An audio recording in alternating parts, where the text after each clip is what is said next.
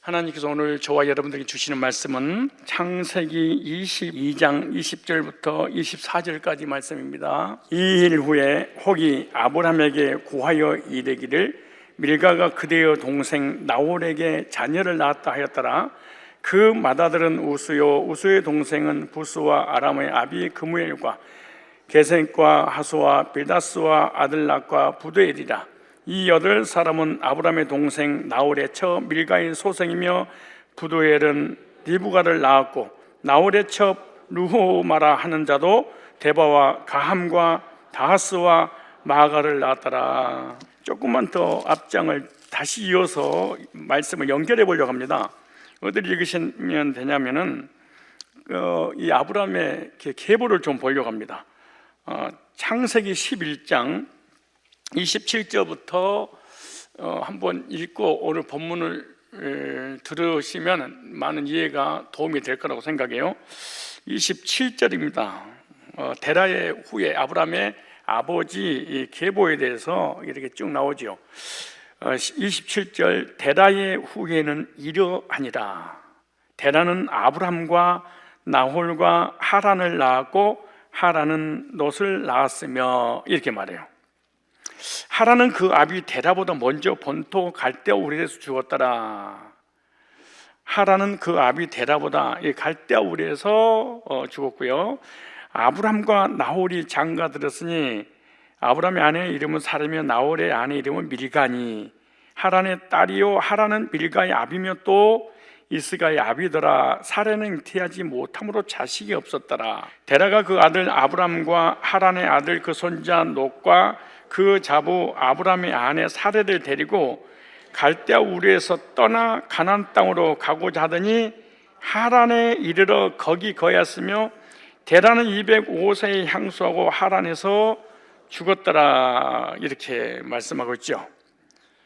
이제 12장에는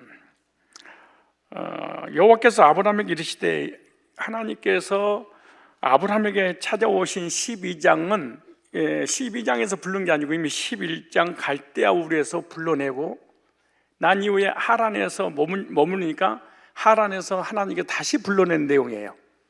그렇죠? 이미 갈대아 우르에서 우상 숭배하고 있었던 아브라함에게 하나님 찾아오셔서 본토 친척 아비 집을 떠나라고 나오라고 해서 나와서 하란에 머물러요.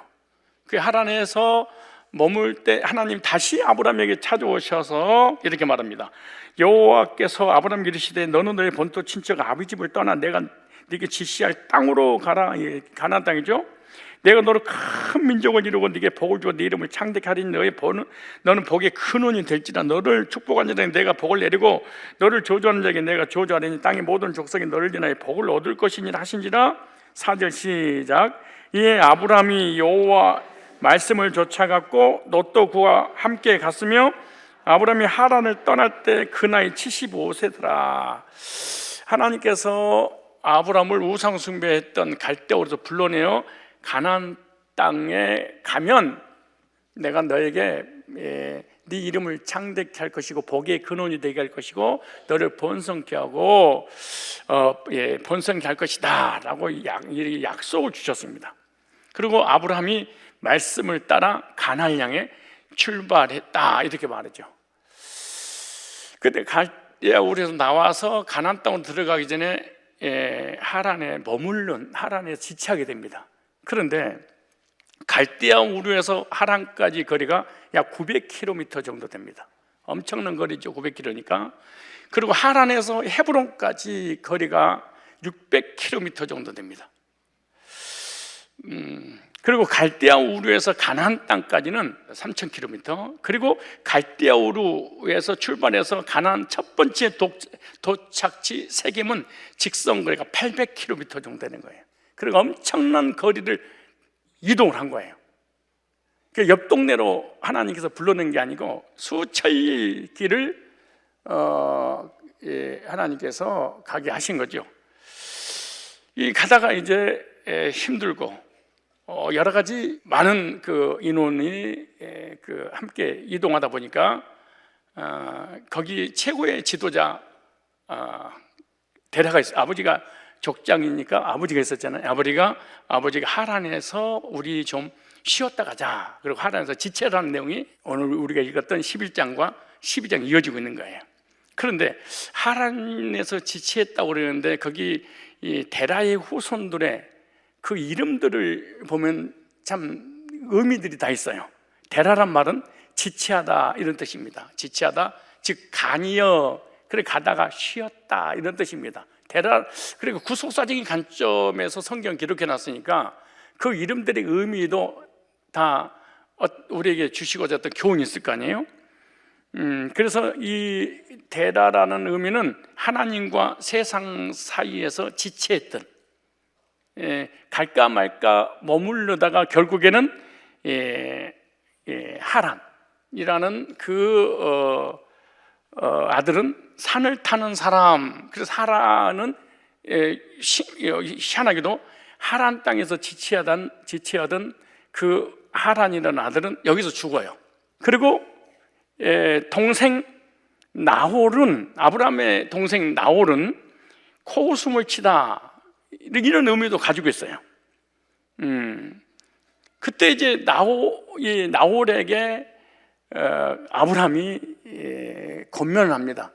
하나님께서 나를 믿음의 조상으로 세워서 창대케 하고 복의 근원이 되게 하고 번성케 할 거니까 하란에 지체하지 말고 여기 간역에서 머무르지 말고 나랑 같이 가나안 땅을 향해서 가자. 가면 하나님께서 최고의 복을 주실 거야 라고 동생 나홀에게 말했는데 나홀은 코웃음을 치면서 하란에서 살겠다, 난 여기서 정착하겠다 그러고 아브라함을 따라가지 않습니다. 그리고 나홀과 이 나홀은 하란 땅에서 정착하고 아브라함은 수천리 길을 걸어서 이 가나안 땅까지 와서 가나안 땅에서 하나님을 섬깁니다.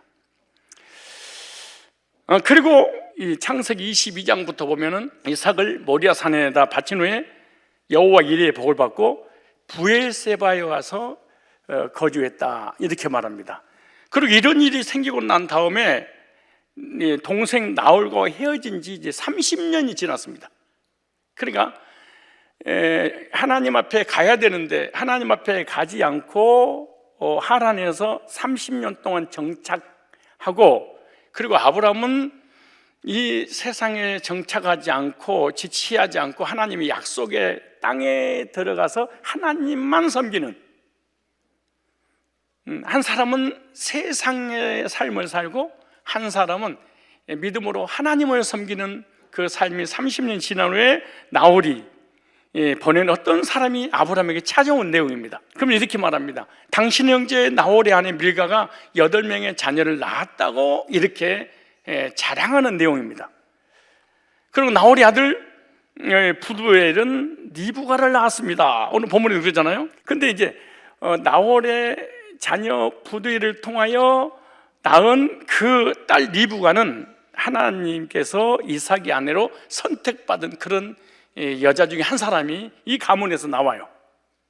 그런데 다시 한번 보면은 창세기 20절에 이후에 어떤 사람이 아브라함에게 알려 이르기를 밀가가 당신의 형제 나홀에게 자녀를 낳았다 하였더라. 나홀이 보낸 어떤 사람이 그랬어요. 아브라함을 찾아왔어요. 그러니까 아브라함이 하란에서 떠난 이후 30년이 지난 이후에 처음으로 동생 소식을 들어요. 그래서 저번 시간에 말씀을 좀 정리하면 어떤 사람이 이 나가드, 그렇죠. 말하다, 알리다, 폭로하다, 선언하다 이런 뜻인데, 나홀이 왜 아브라함에게 사람을 보내어 자기가 이렇게 자녀를 낳았을까? 자녀를 낳았다 이렇게 알려준 이유가 뭘까요? 그것은 딱 한 가지예요. 자기 형에게 자랑을 하기 위해서 그런 것입니다. 그렇다면 구속사 관점에서 보면 아브라함과 나홀을 비교할 때 나홀은 선택받지 못한 자의 모형입니다. 구원받지 못한 모형입니다. 하나님의 소리를 듣고 하나님께는 오기는 왔는데 구원받지 못하고 세상에서 정착해서 세상을 위해서 살았던 그런 사람들의 모형이기도 합니다. 그러니까 나홀이 아브라함의 소식을 듣고 난 이후에 사람을 보낸 거예요. 어떤 소식을 들었냐? 이스마엘은 집에서 쫓겨나고 이삭은 모리아산에서 바쳐졌다는 소문까지 들었어요. 그러니까 아버지를 떠나 하나님만 믿겠다고 가나안 땅으로 갔던 아브라함에 대한 소식을 들었더니 완전히 자기하고 비교해보니까 형편없는 거예요. 여기 말씀을 좀 더 보면 여기 문법에 나홀이 보낸 종이 아브라함에게 찾아와서 나홀이 자녀를 8명이나 낳았다고 말하는 것은 그러니까 첩까지 합쳐서 12명을 낳은 거예요. 그러니까 아브라함하고 나홀하고 비교하면 나홀은 대성공한 사람이고 하나님을 대충 믿고 세상과 양다리 걸쳐서 살아가는데 불구하고 성공된 삶을 살았는데 아브라함은 그렇지 못해요. 하나님께 올인했던 아브라함은 독자 이삭은 모리아산에, 이스마엘은 집을 떠났어요. 자기 혼자만 있는 그런 모습하고 비교 한번 해보십시오. 그래서 나홀이 자기 모든 상황을 아브라함에게 자세히 알려줍니다. 그래서 나홀은 육적으로 자녀를 많이 낳아서 세상의 복을 받았다고 마음껏 지금 자랑을 하고 있는 거예요. 그런데 이렇게 적용을 하면 아브라함을 따라갔으면 내가 아브라함 꼴이 될 뻔했는데 아브라함을 쫓아가지 않고 여기서 머물러서 여기서 정착하는 바람에 나는 대성공했는데 당신은 하나님을 믿으면 하나님께서 창대해주고 복이 근원이 되게 해주고 믿음의 조상이 되게 해준다고 하는데 한번 비교해봐라. 지금 이 상황을. 그리고 30년이 지난 후에 찾아와서 희롱하고 조롱하고 비웃고 코웃음을 치고 시작하는 거예요. 지금도 두 부류의 사람이 우리에게 조롱을 합니다. 한 사람은 불신자들이 그러고 또 하나는 교회에 다니는 불신자들이 예배드리고 기도하고 헌신하고 하나님을 섬기면서 하나님이 믿으면 하나님 믿으면 그래서 복 주신다고 하는데 너의 지금 상황을 좀 봐라 라고 비웃는 주변 사람들이 참으로 많습니다. 나는 세상에서 우리 자녀들도 성공하고 그리고 나도 성공했는데 너는 지금 하나님 믿는 하나님의 자녀라고 하면서 지금 형편을 좀 봐라. 그리고 비아냥거리는 신자들도 있고 불신자들도 있는 거예요. 그런데 여기서 중요한 것은 나홀은 이 본문에서 리브가 때문에 잠깐 본문에 나오고 이 역사 속에 사라져요. 왜 나홀을 이 속에다가 넣는 이유가 뭘까? 리브가 때문에 그런 거예요.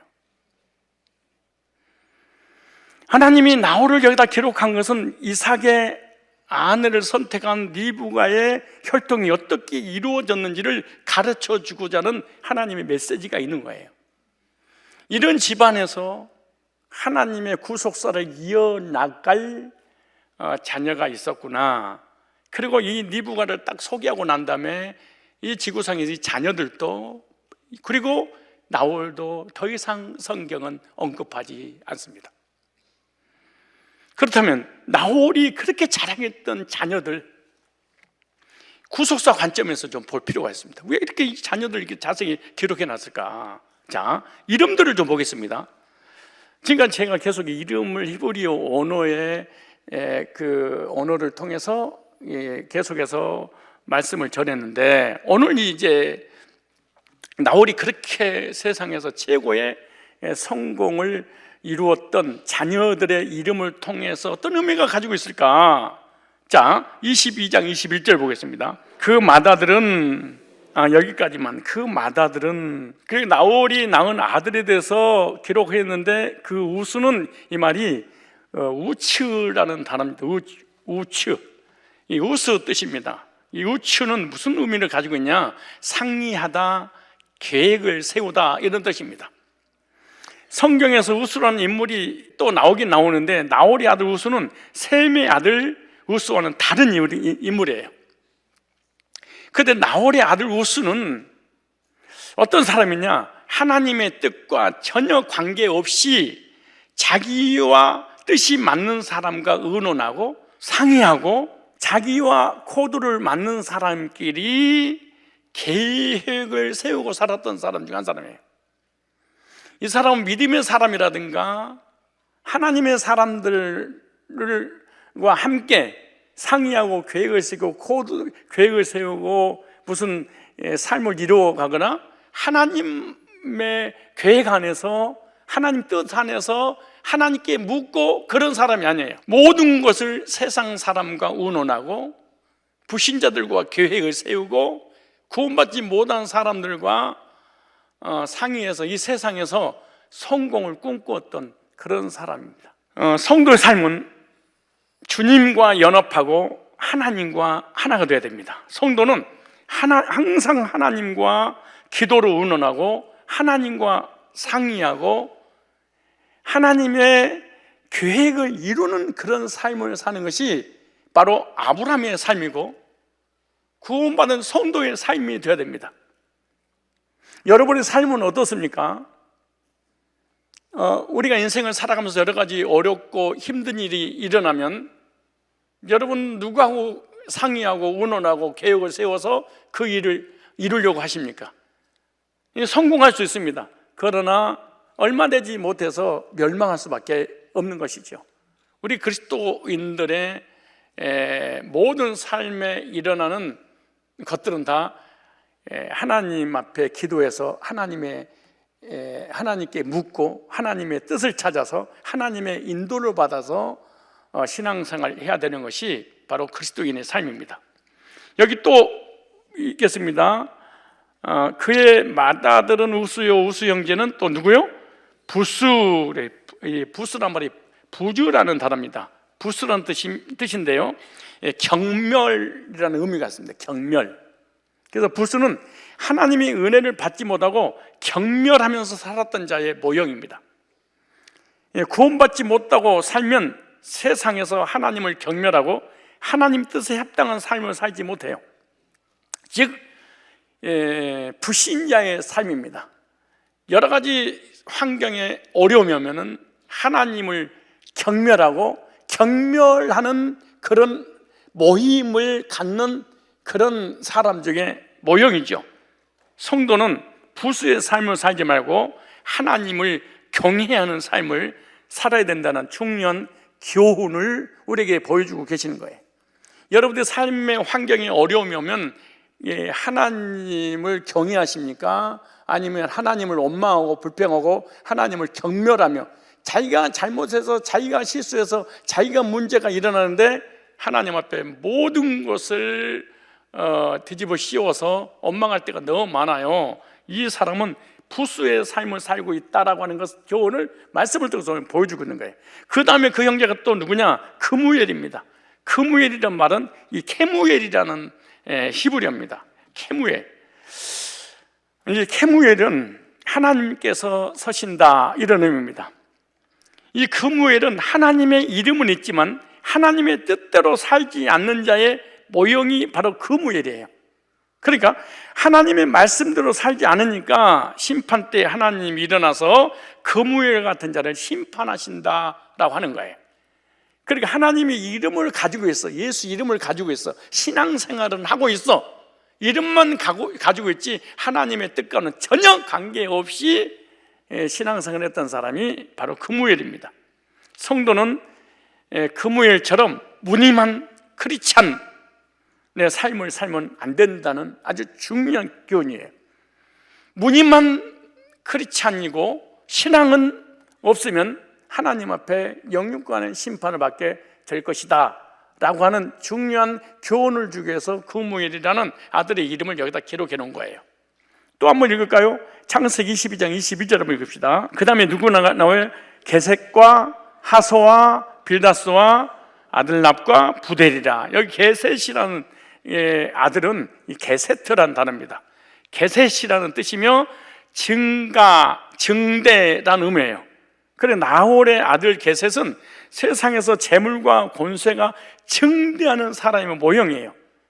이 사람은 세상의 권력을 잡았으나 세상의 권력 때문에 교만하고 하나님과는 거리가 먼 삶을 살아가는 자의 모형이에요. 그래서 세상으로 권력과 권세 이런 능력을 가지고 있는 사람은 거의 하나님 이름을 빙자해서 살 뿐이지. 그리고 그런 사람들은 자기가 가지고 있는 권력 때문에 교만할 수밖에 없는 거예요. 성도는 세상에서 물질이 많아져서 복을 받게 되면 겸손한 그리스도인의 삶을 살아야 될 줄 믿습니다. 아무리 권세를 가지고 있고 물질이 많아도 세상에서 성공해도 이것은 하나님이 주신 것입니다 라고 겸손해야지 심판을 받지 않죠. 그 다음에 또 아들이 이름이 누구냐 그래? 하소라는 사람입니다. 하소. 이 하소는 하조라는 단어인데요, 환상이라는 의미를 가지고 있습니다. 환상. 그래서 나홀의 아들 하소는 구원받았다는 막연한 환상에 빠져 사는 자의 모형입니다. 구원을 받지 않았는데 구원 받은 척 하면서 살아가는 사람이 바로 나홀의 아들 하소입니다. 왜 이 하소는 구원 안 받았지만 구원 받은 척 하면서 환상 가운데 살아갈까요? 자기가 하나님을 열심히 섬기고 율법을 지키고 회개하고 자기 행위와 자기 열심히 으로 인해서 자기가 이 정도면 구원 받았겠지 하고 자기도 자기 자신에게 속아서 살아가는 이 아들이 하소라는 이 사람입니다. 성도는 예수님 믿고 구원의 확신을 얻어서 천국에 대한 확증이 있어야 될 줄 믿습니다. 환상이 아니라, 이상이 아니라 하나님의 약속에 근거한 믿음을 가지고 하나님을 섬길 때 구원의 은총 가운데 하나님 섬기게 될 줄로 믿습니다. 그래서 성도는 막연한 믿음의 신앙생활에서는 절대로 안 된다라는 교훈입니다. 그 다음에 또 보니까 빌다스가 나옵니다. 이 필다시라는 이름인데요, 이 불꽃이라는 뜻이 있습니다. 불꽃. 그러니까 빌다스와 같은 자는 영적인 불꽃이 활활 타오르는 자가 아니라 세상 정욕으로 불꽃이 튀는 자의 모형입니다. 이 사람은 구원에 관한 관심이 없습니다. 하나님에 대한 관심이 없습니다. 믿음에 대한 관심이 없습니다. 세상에서 먹고 살고 돈 버는 일에만 관심이 있을 뿐이지, 그래서 돈 버는 일만 세상에 성공하기 위해서 하나님의 여호와 이름을 필요로 하는 뿐이지 실제로 여호와를 믿는 사람이 아니에요. 자기 영적인 것에는 전혀 관심이 없고 육적인 세상 것에만 관심 있는 이 사람이 바로 이 빌다스입니다. 성도는 정욕적인 것에 불꽃이 튈 것이 아니라 영적인 하나님의 말씀과 천국에 대한, 구원에 대한, 내세에 대한, 영생에 대한 불꽃이 타올라야 될 줄로 믿습니다. 그 아들 중에 또 이름이 있습니다. 이들랍입니다. 이들랍이라는 그 이름은 이드라프라는 단어입니다. 이드라프. 이들랍이라는 뜻인데요, 눈물을 흘리다라는 이런 의미가 가지고 있어요. 신앙의 삶을 살지 않다가 마지막 심판날에 눈물을 흘리는 자의 모형입니다. 구원받지 못하고 하나님의 말씀을 거부하면서 살다가 주님이 재림하시는 날에 심판받아 슬피 울며 이를 갈고 눈물 흘리는 자의 모형입니다. 성도는 예수님 믿고 구원받아 회개의 눈물, 감사의 눈물을 흘려야 될 줄로 믿습니다. 여기 또 한 사람이 나옵니다. 부두엘입니다. 우리가 이 지금까지 불렀던 이름들은 잘 들어보지 못했지만 부두엘은 많이 들었을 거예요. 이 베투엘이라는 단어입니다. 베투엘, 부두엘. 이 부두엘이라는 의미는 하나님의 사람, 이런 의미입니다. 하나님의 사람. 즉 부두엘은 하나님께 선택받은 사람의 모형입니다. 많은 인물 중에 부두엘이가 딱 나옵니다. 부두엘은 하나님이 선택한 니브가를 낳습니다. 후속사의 족보를 이어갈 믿음의 자녀 니브가, 믿음의 사람 니브가를 부두엘이 낳습니다.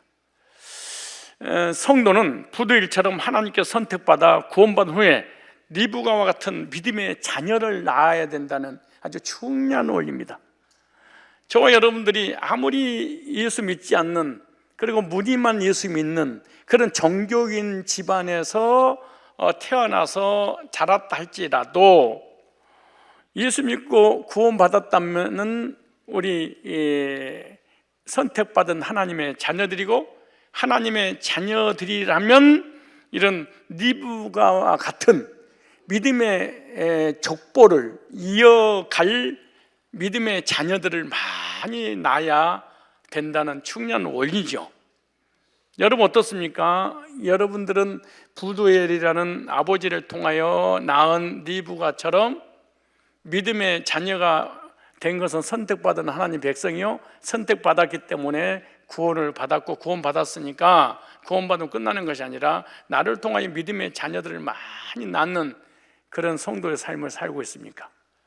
자, 22장 23절 이제 읽겠습니다. 이 8사람은 아브라함의 형제 나홀의 아내 밀가의 소생이며 부두엘은 리브가를 낳았고, 그러니까 나홀의 아들은 총 12명인데 밀가의 소생 8명 중에서 하나님은 부두엘을 선택을 했습니다. 그리고 부두엘은 리브가를 낳습니다.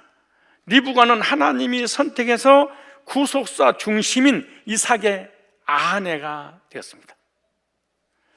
저와 여러분들도 불신자 가정에서 태어났거나 기독교라고 하는 정교를 가지고 있는 무늬만 있는 이 썬데이 크리스찬 집안에서 성장했다 할지라도 하나님께서 사랑하셔서 택하셔서 복음을 불러서 하나님의 자녀 삼으신 줄로 믿습니다. 하나님의 전적 주권으로 부두엘을 선택해서 리브가를, 그렇게 여러분 부귀 영화, 이 세상에서 현대, 삼성, LG 이런 것처럼 대성공한 가정이어서 하나님을 전혀 필요치 않는 정교를 가지고 있긴 있는데 하나님을 신뢰하지 않는 이런 권력과 재물이 부족함 없는 그런 삶을 살았던 그런 가정에도 이런 구속사를 이어갈 하나님의 백성을 하나님께서 불러낸다는 것은 정말, 그리고 그 말씀에 반응하여 믿음을 갖는다는 건 쉽지 않는 일이에요. 그래서 하나님의 절대적인 주권으로 부두엘을 선택해서 믿음의 딸 리브가를 낳게 되는 거예요. 하나님이 이미 모든 것을 예정하셔서 선택하셨음을 우리는 알 수 있습니다. 22장 24절을 보세요. 자, 나홀의 첩 루마라 하는 자도 데바와 가함과 다스와 마가를 낳았더라. 여기 보니까 데바가 나옵니다. 데바는 테바흐라는 단어입니다. 테바흐. 이 테바흐라는 이 사람의 이름의 의미는 살인, 학살이라는 의미를 가졌습니다. 살인, 학살. 이 데바와 같은 자는 사람의 생명을 경홀히 여기는 사람의 모형입니다. 오늘날로 적용하면 이단의 교주로 적용할 수 있겠죠. 이 사람들의 생명을, 사람들의 그 영혼들을 귀하게 여기지 않고 죽이는, 학살하는, 영혼에 대해서 살인하는 이런 이단의 교주나 이단의 집단들입니다. 하나님께서 주신 이 생명을, 하나님께서 주신 이 영혼을 하찮게 여겨서 거짓교를 가리켜서 많은 영혼들을 사망, 지옥으로 끌고 가는 교주의 모형도다, 이단 집단의 모형도다라고 생각하면 됩니다. 율법주의자들도, 신비주의자들도, 행위주의자들이라든가 복음이 없는 곳은 다 영혼들을 죽이는 그 사역을 하죠. 하나님께서 주신 생명을 가볍게 여기지 말고 귀하게 여겨서 영혼을 사랑하는 마음을 저와 여러분들이 가져야 이 하나님의 사람들입니다. 한 영혼 한 영혼의 영혼, 한 영혼 한 영혼의 생명이 하나님의 것이기 때문에 너무너무 소중하구나 라는 생각을 가지고 사람들을 대해야지, 이 사람들의 영혼을, 사람들의 생명을, 사람들을 하찮게 보고 우습게 보는 것은 사실은 테바흐 같은 자입니다. 영적으로 살인하는, 영적으로 사람을 학살시키는, 사람을 실족시키는 자가 바로 테바흐의 모형이다. 우리 여기 나홀의 첩, 그러니까 나홀 정실을 통해서 나온 게 아니고 첩을 통해서 이런 자녀들이 나오는데, 참 어쩌면 이렇게 이 이름의 의미가 어쩌면 이렇게 우리에게 쉽게 다가올 수 있도록 의미를 부여했는지 몰라요. 여기 이름 보니까 다시 한번 볼까요? 나홀의 첩 루마라 하는 자도 데바와 그다음 누가 있어? 가함. 이 가함이라는 단어입니다. 가함은 불탐이라는 의미입니다. 불타다, 불탐. 이 가함과 같은 자는 하나님의 말씀을 버리고 살다가 마지막 종말에 불심판을 받는 자의 모형입니다. 소돔과 고모라도 유황 불비에 다 타서 익어버렸잖아요.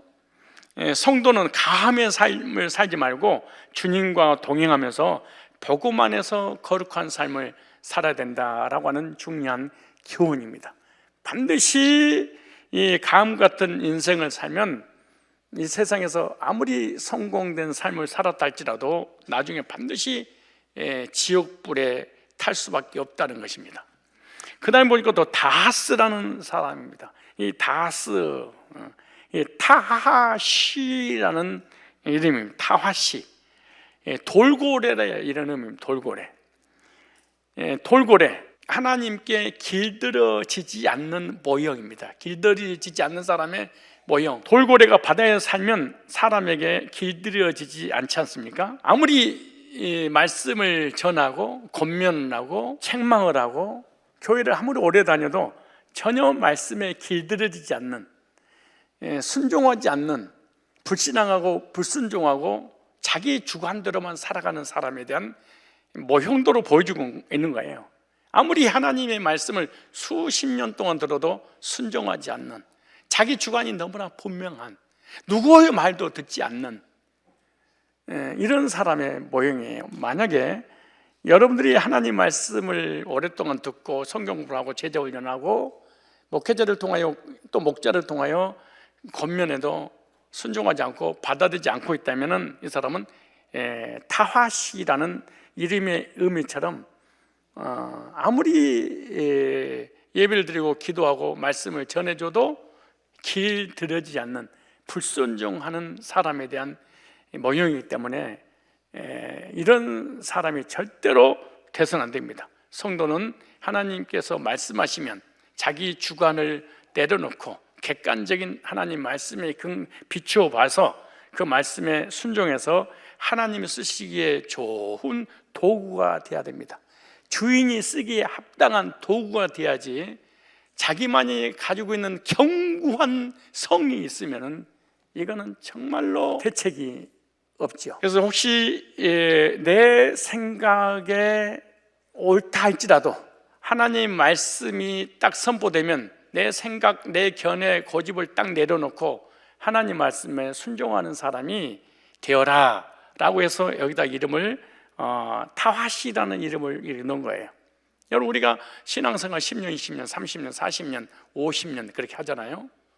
그래도 말씀에 반응이 없거나 말씀을 전해도 그 말씀에 길들여지지 않고 자기만의 세계, 자기만의 주관, 자기만의 철학, 자기만의 고집이 딱 있어서 절대로 양보하지 않는 직진 인생, 바뀌지 않는 이게 바로 그 아들 중에 첩을 통해서 낳은 타화시입니다. 이 첩을 통해서 낳은 이 자녀들은요, 정실 부인보다 훨 악한 쪽에 빠집니다. 아주 거의 이단들이 나오고 누구 말도 듣지 않고 아주 안고한, 얼마나 힘들겠습니까? 리더도 힘들고 주변 사람도 힘들고. 근데 중요한 것은 주변이 힘든 거에 대해서 개의치 않아. 이 사람은 자기가 한 모든 것이 옳아. 나머지는 다 틀렸어. 모든 잘못을 상대방에 다 뒤집어 버립니다. 그리고 자기는 조금도 하늘 우러러 부끄러움이 없습니다. 자신이 잘못한 것도 상대방한테 씌워가지고 너 때문이야, 당신. 이게 타신한 사람. 주변 사람이 병들어 죽어가. 근데 본인은 괜찮아. 전혀 길들여지지 않는. 근데 그것이 나쁜 게 아니야. 자기는 모르니까 옳은 줄 알아. 그래서 사람이 안 바뀌는 거예요. 그래서 하나님 말씀이 있거든. 그래, 객관적으로 봐야 되는데 객관적이지 않아. 이 사람은 설사 하나님 말씀이어도 하나님이 틀린 거야. 한 번 정도는 나도 내가 잘못할 수 있구나 생각해 봐야 돼. 내가 잘못할 수 있구나.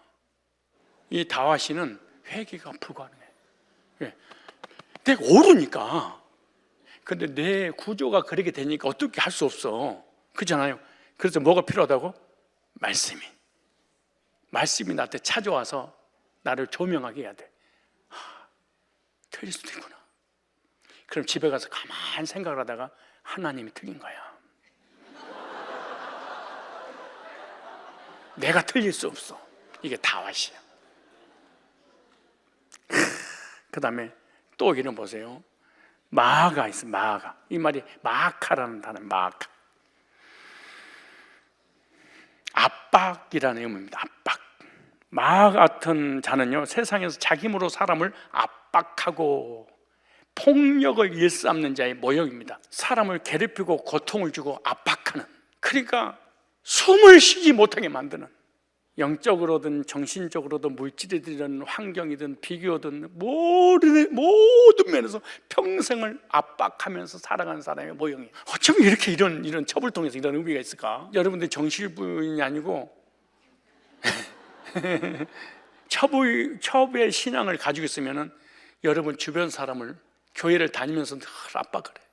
괴롭히고 고통을 주고 숨통을 그냥 조여오게 만드는, 주변 사람을 가만두지를 않아. 얼마나 피곤하고 힘들까, 얼마나 고통스러울까.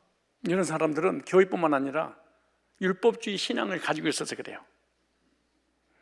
율법주의 신앙은요, 율법주의자들은 다른 사람을 억압하고 괴롭히고 힘들게, 우리 교회로 적용하면 복음을 가지고 예수님의 이름으로 사람을 괴롭히는 자. 여러분 누군가를 괴롭히고 있다면 여러분들은 정실부인이 아니야, 마아카야. 근데 이렇게 압박하는 것은 사람이 그렇게 괴롭고 고통스러워도 이 사람 생각이 뭐예요? 사랑해서 그래. 내가 미워하면 그러겠어? 부모가 자녀를, 자녀가 부모를, 남편이 아내를, 아내가 남편을, 목자가 목원들끼리 이게 목장님이 드리면 기쁘고 즐겁고 행복하고 막 신나야 되는데, 오늘 수협에 나가서 은혜 받아야지, 그리고 룰룰랄랄라고 오는데 압박붕대 갑자기 생각이 딱 나. 아유, 가면 그쪽에 그 사람이 이쪽으로 치료받나? 나 저쪽으로 뛰어야지. 근데 해피는 또 압박붕대가 그 자리에 딱 만났잖아요. 아이고, 이것을 여기서 만나다니. 어쩔 수 없어서 안녕하세요. 얼른 피해버려. 왜? 압박을 하니까, 괴롭히니까. 이런 인생을 살까? 얼마나 힘들고 피곤하고 괴로울까? 근데 본인이 그런지 알아 몰라? 이걸 영어로 환장한다 그렇게 진짜 이게 어떡하겠어 이거? 이게 누구예요? 마아카라는 첩을 통해서 낳은 자녀야. 꼴도 보기 싫어. 혹시 이런 사람 있어요? 꿈에 나타날까봐 무섭다고. 목사가 성도를 보고 성도가 목사를 보고 성도가 성도 만나면 막 너무 신나고 기쁘고 그래야 되는데, 압박이 가해지면 딱 만나서 교제 나누려고 내가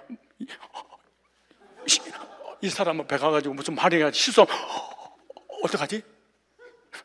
그래서 말 한마디가 막 긴장을 해. 저 때문에 힘들어서 긴장하는 것을 또 이 압박붕대를 몰라도 다치는 모르는 거야. 이게 그 목사님 어떻게 하라는 거예요? 서로 받아라. 뭐 답이 없어. 인간은 이런 혈액형인 걸 어떻게 했어? 이거는 삐짐씨구나, 이거는 지지지구나, 어떡하겠어? 근데 이거는 안 고쳐지는데 그래, 주변 사람이 주는 거야. 인사합시다. 그러려니. 시작. 그 누가 사는 거야? 내가 살아. 그렇지 않으면 이혼을 1000번 해야 돼. 집을 수십 번 수백 번 가축해야 돼. 주변에 있는 사람, 내 주변에 다 관계 끊어지고 나 혼자밖에 없어. 어떤 사람은 지가 지를 압박하는 사람도 있어. 지가 지 스스로 막 붕대를 가슴에다 물고 묶고 막 혼자서 막 난리를 치면서 오라다. 딴 사람이 그런 걸 2번 치시더라도 지 스스로가 이게 뭐예요? 마아카. 자유를 주세요. 이게 율법주의 성향 때문에 그런 거야. 율법주의는 어떤 사람이냐? 딴 사람이 다 틀렸는데 나만 딱 맞는 거야 이게. 그런데 늘 가르쳐, 찢어가고 혼내고. 성도는 다른 사람을 괴롭히거나 자기의 힘을 과시하여 압박하면 안 됩니다. 목사 이름으로, 장로 이름으로, 어떤 직분자의 이름으로. 교회는 권세를 부리는 곳이 아니에요. 종으로 섬기는 것이지. 율법주의자들도 그렇지만 복음으로 구원받은 사람도 율법주의의 삶은 다른 사람을 억압하고 괴롭히는, 상대를 힘들게 한다. 성도는 항상 예수님의 말씀을 따라서 하나님을 경외하는 삶을 살아야 될 줄 믿습니다. 왜 나홀이 아브라함을 그렇게 무시했는지, 아브라함을 왜 그렇게 희롱하고 조롱하고 콧방귀를 꼈는지, 세상에서 자녀들이 대성공을 했구나. 그런데 성경을 다 기록한 것은 오늘 우리들에게 구속사적인 관점에서 너의 신앙은 어떠냐라고 묻고 있는 거예요.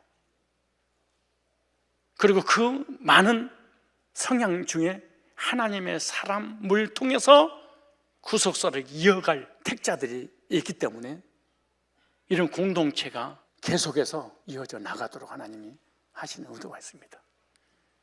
우리는 종교적인 권세든 세상적인 권세든 다른 사람보다 더 많은 것을 가지고 배웠다 할지라도 하나님의 권력과 권세와 주신 것을 남용하지 말고 하나님만 섬기고 하나님을 경외함으로 믿음으로 살아갈 때 리브가를 통해서 계속해서 구속사의 대가 이어간 것처럼 저와 여러분을 통해서 계속해서 구속의 역사가 이어져서 하나님 나라가 확장되게 될 줄로 믿습니다.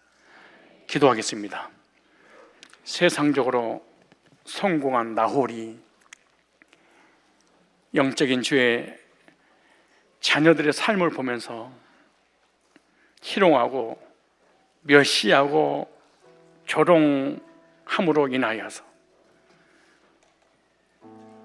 지금 현재의 삶은 잘 풀리고 있는 것처럼 보이지만 그 후손들이 현세 멸망을 당하고 내세 영적으로 멸망당했던 것을 말씀을 통하여 깨달았사오니 하나님의 사람들인 주의 백성들 나홀 같은 인생을 살지 않도록 늘 하나님 말씀에 비추어 하나님을 경외함으로 겸손함으로 하나님과 하나님의 사람들을 섬기는 백성들 되게 하여 주옵소서. 부대같이 하나님의 사람, 믿음의 자녀들을 양육하고 세우는 영적인 사역 잘 감당하여 현세에도 내세에도 영원히 기억되는 아브라함같이 믿음의 조상들이 되는 성산의 존귀한 백성들 다 되도록 인도하여 주옵소서. 때로는 자녀들로, 물질로, 환경으로 밑바닥 인생이 나락에 떨어질 때도 있지만 그럼에도 흔들리지 않고 끝까지 믿음을 지켰던 아브라함처럼 우리들도 그 믿음을 본받아 어떤 환경 속에 힘듦과 세상 사람이나 불신자를 통하여 희롱, 조롱, 멸시, 천대 받는다 할지라도 영적인 하나님의 사람들로 하나님 말씀 붙잡고 하나님 의뢰하고 경외함으로 주님 오시는 그날까지 승리하는 삶을 살아가도록 성령으로 충만케 하여 주시옵소서. 예수님의 거룩하신 이름으로 기도드리옵나이다.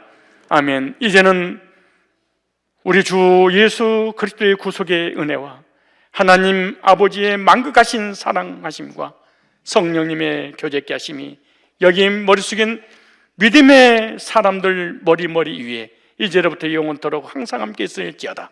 아멘.